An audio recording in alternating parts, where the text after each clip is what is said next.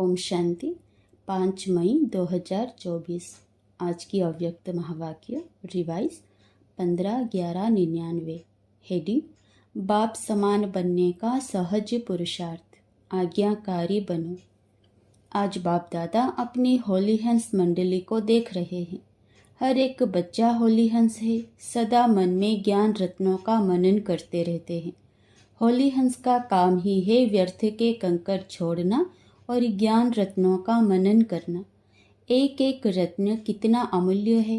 हर एक बच्चा ज्ञान रत्नों की खान बन गए हैं। ज्ञान रत्नों के खजाने से सदा भरपूर रहते हैं।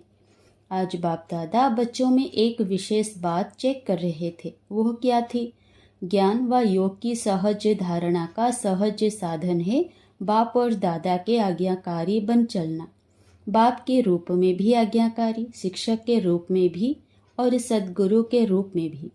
तीनों ही रूपों में आज्ञाकारी बनना अर्थात सहज पुरुषार्थी बनना, क्योंकि तीनों ही रूपों से बच्चों को आज्ञा मिली है। अमृत वेले से लेकर रात तक हर समय हर कर्तव्य की आज्ञा मिली हुई है। आज्ञा के प्रमाण चलते रहो तो किसी भी प्रकार की मेहनत व मुश्किल अनुभव नहीं होगी।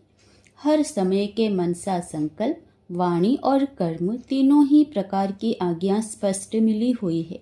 सोचने की भी आवश्यकता नहीं कि यह करे या ना करे, यह राइट है या रॉन्ग है। सोचने की भी मेहनत नहीं है। परमात्मा आज्ञा है ही सदा श्रेष्ठ। तो सभी कुमार जो भी आए हो, बहुत अच्छा संगठन है। तो हर एक ने बाप का बनते ही बाप से वायदा किए हैं। जब बाप के बने हैं तो सबसे पहले कौन सा वायदा किया? बाबा, तन मन धन जो भी है, कुमारों के पास धन तो ज़्यादा होता नहीं, फिर भी जो है सब आपका है, यह वायदा किया है। तन भी, मन भी, धन भी और संबंध भी सब आपसे, यह भी वायदा पक्का किया है। जब तन मन धन संबंध सब आपका है तो मेरा क्या रहा? फिर कुछ मेरापन है? होता ही क्या है?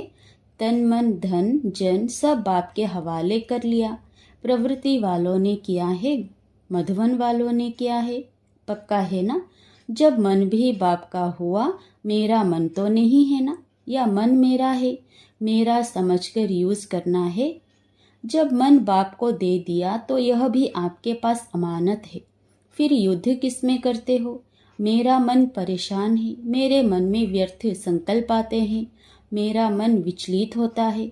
जब मेरा है नहीं, अमानत है, फिर अमानत को मेरा समझकर यूज करना, क्या यह अमानत में खयानत नहीं है? माया के दरवाजे हैं मैं और मेरा, तो तन भी आपका नहीं, फिर देह अभिमान का मैं कहाँ से आया? मन भी आपका नहीं, तो मेरा मेरा कहाँ से आया? तेरा है या मेरा है? बाप का है या सिर्फ कहना है, करना नहीं? कहना बाप का और मानना मेरा। सिर्फ पहला वायदा याद करो कि ना बॉडी कॉन्शियस की मैं है ना मेरा। तो जो बाप की आज्ञा है, तन को भी अमानत समझो, मन को भी अमानत समझो। फिर मेहनत की ज़रूरत है क्या? कोई भी कमजोरी आती है तो इन दो शब्दों से आती है, मैं और मेरा। तो ना आपका तन है ना बॉडी कॉन्शियस का मैं। मन में जो भी संकल्प चलते हैं, अगर आज्ञाकारी हो तो बाप की आज्ञा क्या है? पॉजिटिव सोचो, शुभ भावना के संकल्प करो। फालतू संकल्प करो, यह बाप की आज्ञा है क्या? नहीं। तो जब आपका मन नहीं है फिर भी व्यर्थ संकल्प करते हो, तो बाप की आज्ञा को प्रैक्टिकल में नहीं लाया ना। सिर्फ एक शब्द याद करो कि मैं परमात्मा आज्ञाकारी बच्चा हूँ। बाप की यह आज्ञा है या नहीं है, वह सोचो। जो आज्ञाकारी बच्चा होता है वह सदा बाप को स्वतः ही याद होता है, स्वतः ही प्यारा होता है, स्वतः ही बाप के समीप होता है। तो चेक करो, मैं बाप के समीप, बाप का आज्ञाकारी हूँ। एक शब्द तो अमृत वेले याद कर सकते हो, मैं कौन? आज्ञाकारी हूँ या कभी आज्ञाकारी और कभी आज्ञा से किनारा करने वाले? बाप दादा सदा कहते हैं कि किसी भी रूप में अगर बाबा का संबंध ही याद रहे, दिल से निकले बाबा, तो समीपता का अनुभव करेंगे। मंत्र मुआफिक नहीं कहो बाबा बाबा, वह राम राम कहते हैं, आप बाबा बाबा कहते, लेकिन दिल से निकले बाबा। हर कर्म करने के पहले चेक करो कि मन के लिए, तन के लिए या धन के लिए बाबा की आज्ञा क्या है। कुमारों के पास चाहे कितना भी थोड़ा सा धन है, लेकिन जैसे बाप ने आज्ञा दी है कि धन का पोतामेल किस प्रकार से रखो, वैसे रखा है, या जैसे आता वैसे चलाते। हर एक कुमार को धन का भी पोतामेल रखना चाहिए। धन को कहाँ और कैसे यूज़ करना है, मन को भी कहाँ और कैसे यूज़ करना है, तन को भी कहाँ लगाना है, यह सब पोतामेल होना चाहिए। आप दादियाँ जब धारणा की क्लास कराती हैं तो समझाती हैं ना कि धन को कैसे यूज़ करो, क्या पोतामेल रखो। कुमारों को पता है पोतामेल कैसे रखना है, कहाँ लगाना है, यह मालूम है। थोड़े हाथ उठा रहे हैं, नए नए भी हैं, इन्हों को मालूम नहीं है। इन्हों को यह ज़रूर बताना कि क्या क्या करना है। निश्चित हो जाएंगे, बोझ नहीं लगेगा, क्योंकि आप सबका लक्ष्य है कुमार माना लाइट, डबल लाइट। कुमारों का लक्ष्य है ना कि हमको नंबर 1 आना है, तो लक्ष्य के साथ लक्षण भी चाहिए। लक्ष्य बहुत ऊंचा हो और लक्षण नहीं हो तो लक्ष्य तक पहुंचना मुश्किल है। इसलिए जो बाप की आज्ञा है उसको सदा बुद्धि में रख, फिर कार्य में आओ। बाप दादा ने पहले भी समझाया है कि ब्राह्मण जीवन के मुख्य खजाने हैं संकल्प, समय और श्वास। आपके श्वास भी बहुत अमूल्य है। एक श्वास भी कॉमन नहीं हो, व्यर्थ नहीं हो। भक्ति में कहते हैं श्वासोश्वास अपने इष्ट को याद करो।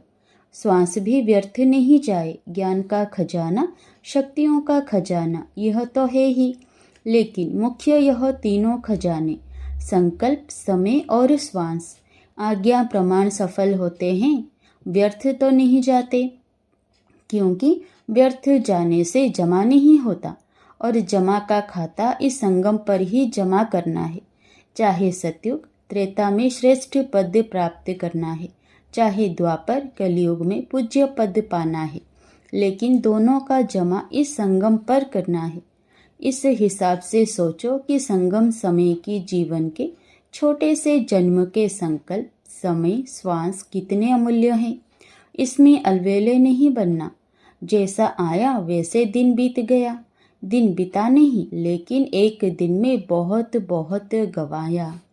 जब भी कोई फालतू संकल्प, फालतू समय जाता है तो ऐसे नहीं समझो चलो 5 मिनट गया, बचाओ।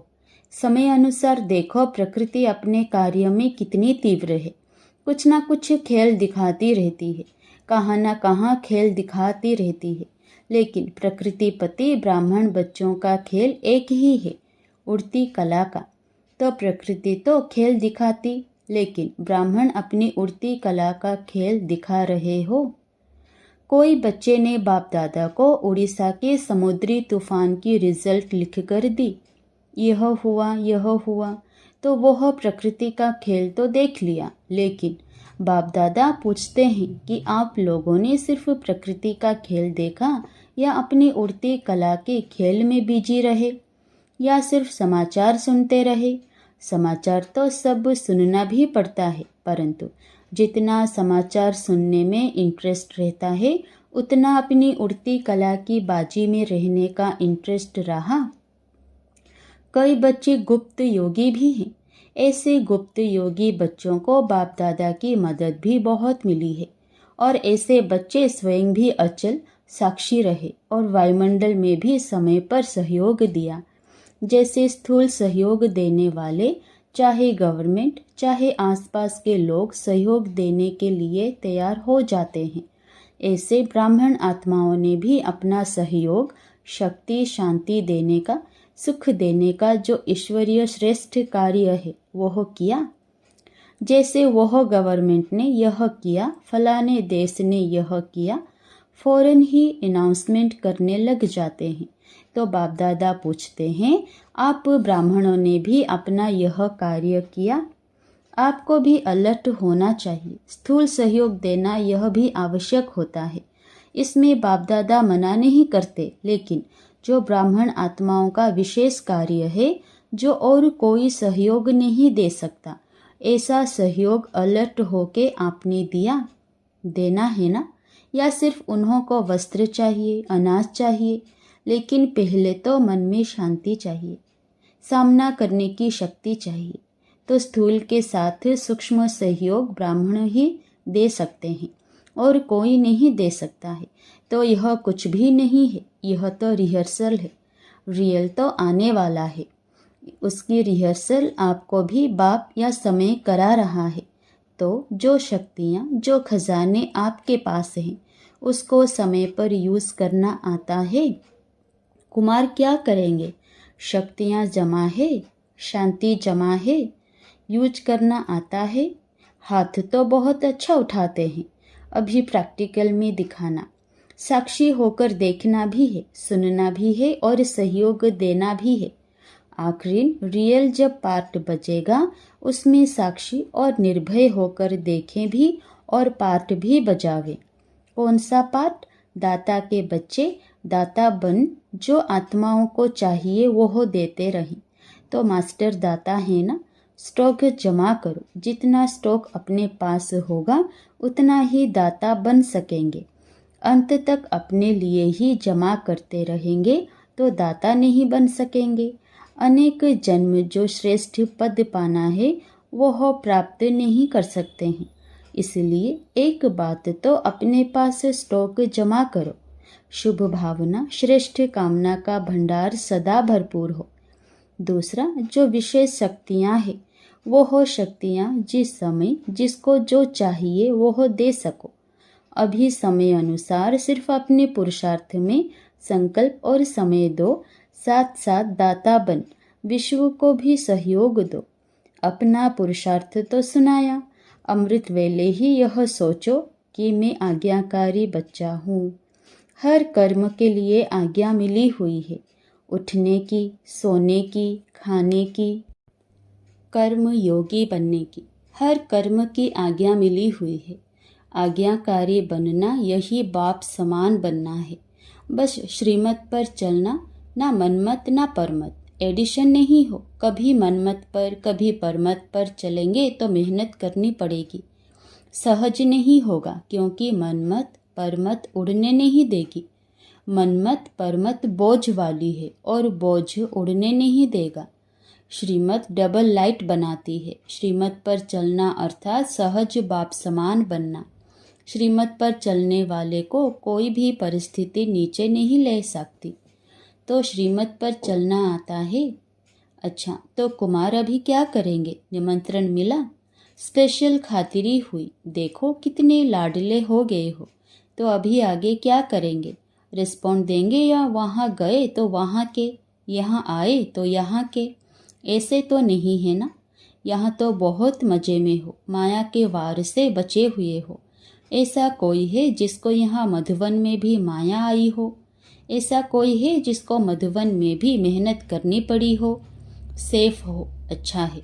बाप दादा भी खुश होते हैं। समय आएगा जब यूथ ग्रुप पर गवर्नमेंट का भी अटेंशन जाएगा, लेकिन तब जाएगा जब आप विघ्न विनाशक बन जाओ। विघ्न विनाशक किसका नाम है? आप लोगों का है ना। विघ्नों की हिम्मत नहीं जो कोई कुमार का सामना करे, तब कहेंगे विघ्न विनाशक। विघ्न की हार भले हो, लेकिन वार नहीं करे। विघ्न विनाशक बनने की हिम्मत है? या वहाँ जाकर पत्र लिखेंगे, दादी बहुत अच्छा था लेकिन पता नहीं क्या हो गया? ऐसे तो नहीं लिखेंगे ना। यही खुशखबरी लिखो, ओके वेरी गुड, विघ्न विनाशक हूँ। बस एक अक्षर लिखो, ज़्यादा लंबा पत्र नहीं। ओके, अच्छा। मधुवन की भी विशेषता बाप दादा के पास पहुँच गई है। मधुवन वालों ने अपने चार्ट भेजे हैं, बाप दादा के पास पहुँचे हैं। बाप दादा सभी बच्चों को आज्ञा मानने वाले आज्ञाकारी बच्चों की नज़र से देखते हैं। विशेष कार्य मिला और एवर रेडी बन किया, इसकी विशेष मुबारक दे रहे हैं। अच्छा, हर एक ने अपना स्पष्ट लिखा है। दादी से, आप भी रिजल्ट देखकर क्लास कराना। अपनी अवस्था का चार्ट अच्छा लिखा है। बाप दादा तो मुबारक दे ही रहे हैं। सच्ची दिल पर सच्चा साहेब राजी होता है। अच्छा, चारों ओर के बाप दादा के आज्ञाकारी बच्चों को, सदा विघ्न विनाशक बच्चों को, सदा श्रीमत पर सहज चलने वाले, मेहनत से मुक्त रहने वाले, सदा मौज में उड़ने और उड़ाने वाले, सर्व खजानों के भंडार से भरपूर रहने वाले, ऐसे बाप के समीप और समान रहने वाले बच्चों को बहुत बहुत याद, प्यार और नमस्ते। कुमारों को भी विशेष अथक और एवर रेडी, सदा उड़ती कला में उड़ने वालों को बाप दादा का विशेष याद प्यार। बाप दादा ने डायमंड हॉल में बैठे हुए सभी भाई बहनों को दृष्टि देने के लिए हॉल का चक्र लगाया। बाप दादा का हर एक बच्चे से बहुत बहुत बहुत प्यार है। ऐसे नहीं समझें कि हमारे से बाप दादा का प्यार कम है। आप चाहे भूल भी जाओ, लेकिन बाप निरंतर हर बच्चे की माला जपते रहते हैं, क्योंकि बाप दादा को हर बच्चे की विशेषता सदा सामने रहती है। कोई भी बच्चा विशेष ना हो यह नहीं है, हर बच्चा विशेष है। बाप कभी एक बच्चे को भी भूलता नहीं है। तो सभी अपने को विशेष आत्मा हैं और विशेष कार्य के लिए निमित्त हैं, ऐसे समझ के आगे बढ़ते चलो। अच्छा, वरदान, सदा रूहानी स्थिति में रहो, दूसरों की भी रूह को देखने वाले रूहानी रूहे गुलाब भव। रूहे गुलाब अर्थात जिसमें सदा रूहानी खुशबू हो। रूहानी खुशबू वाले जहाँ भी देखेंगे, जिसको भी देखेंगे तो रूह को देखेंगे, शरीर को नहीं। तो स्वयं भी सदा रूहानी स्थिति में रहो और दूसरों की भी रूह को देखो। जैसे बाप ऊंचे से ऊंचा है, ऐसे उसका बगीचा भी ऊंचे से ऊंचा है। जिस बगीचे का विशेष श्रृंगार रूहे गुलाब आप बच्चे हो। आपकी रूहानी खुशबू अनेक आत्माओं का कल्याण करने वाली है। स्लोगन, मर्यादा तोड़कर किसी को सुख दिया तो वह भी दुख के खाते में जमा हो जाएगा। मर्यादा तोड़कर किसी को सुख दिया तो वह भी दुख के खाते में जमा हो जाएगा। ओम शांति।